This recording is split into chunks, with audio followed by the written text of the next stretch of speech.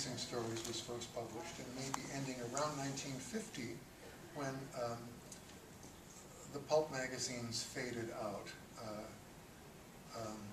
I think Weird Tales died around 48, 49, I think, and most of those were gone. The digest-sized magazines, of course, which had been around for a little while before then, really took over. Fantasy and science fiction and galaxy, and of course analog science fiction. I can make a few remarks about the pulp era just from my own personal point of view, and then Jim will have probably more things to say than I do. But in Sam Lundwall's book about the history of science fiction, he feels that the pulp era, the golden age, I see those as pretty much synonymous, a few years back and forth there. He sees the pulp era as the most important part of the history of science fiction.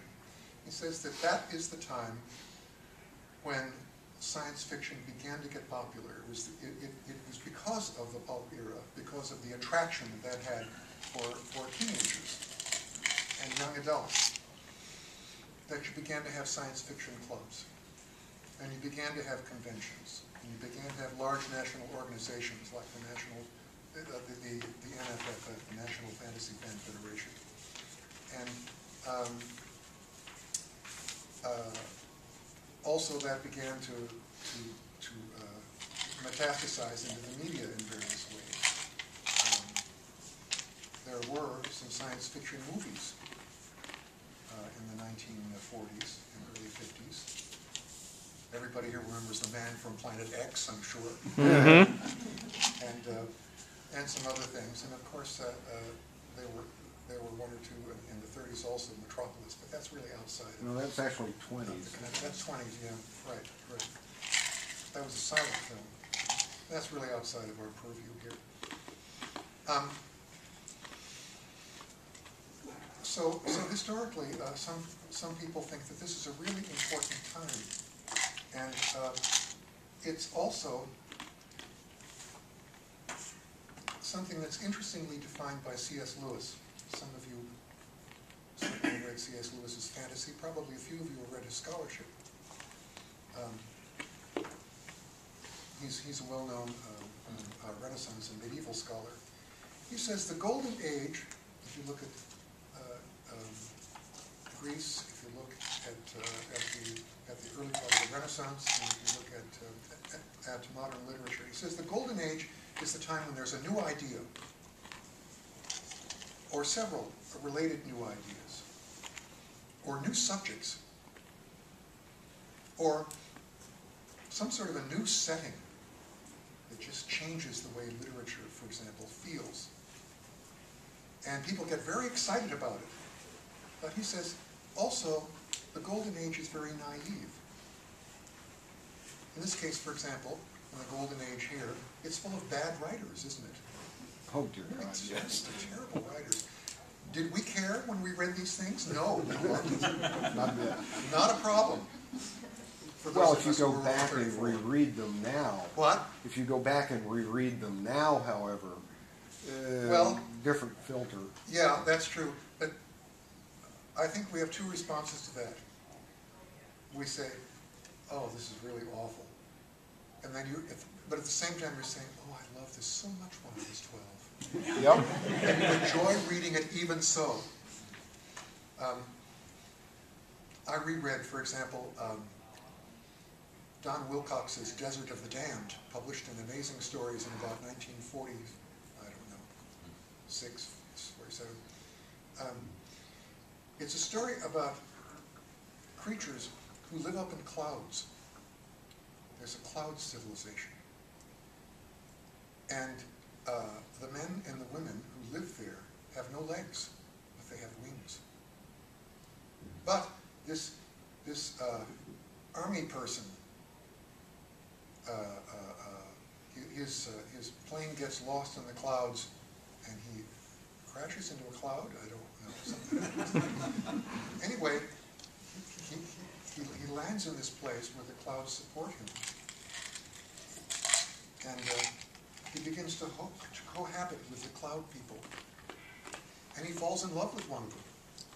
He falls in love with one of these legless women with wings, and they have a little alien cloud-like marriage ceremony, and the story goes on, and they have a child, and the child has wings and legs. Now, this is a significant thing.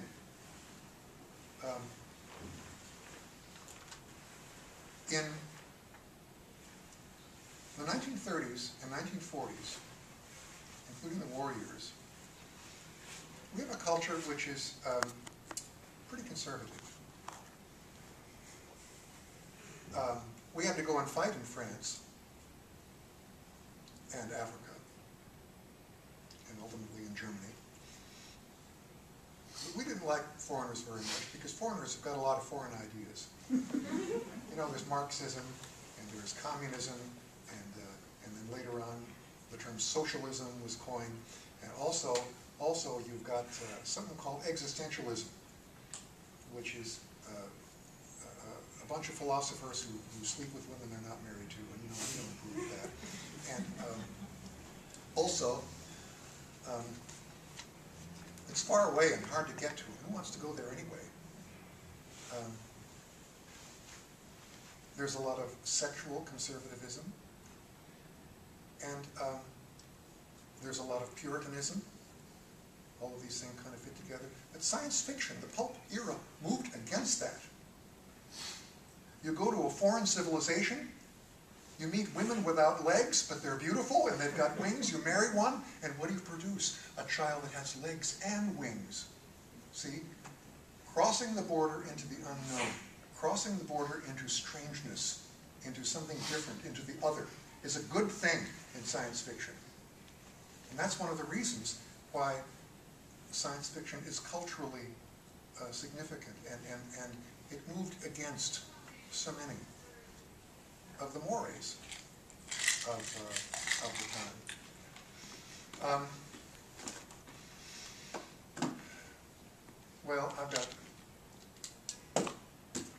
all kinds of things I could talk about here, but I'm going to go to my new friend here, Jim Buck, right? Yes. Like I said, I admire your collection of magazines you have there. I'm a big fan of pulps. However, from the information I've read, stuff that was written by members of First Fandom and things, they consider the Golden Age to be much later than they considered the 40s, when primarily late 30s and early 40s, when astounding science fiction under the direction of John W. Campbell was publishing people like Asimov and Sturgeon and James Blish, who are truly amazing authors. A lot of their stuff is. Like you though, I have a definite fondness for that. And I see you got a couple of Sturgeon books there. You also have Fra the Phoenician and Alan and the Ice Gods, and those predate 1900. Yeah, they were. Yeah, I mean, they're reprints from the pulps, I understand. You also got The King in Yellow by Robert W. Chambers. That's about 1898.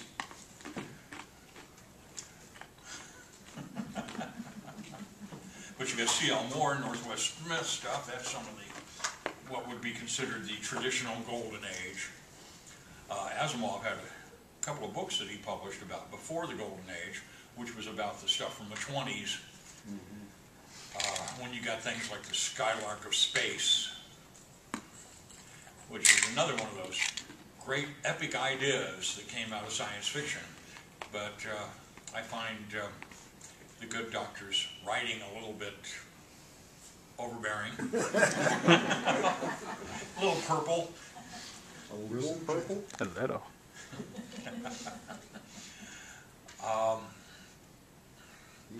But yeah, you're right.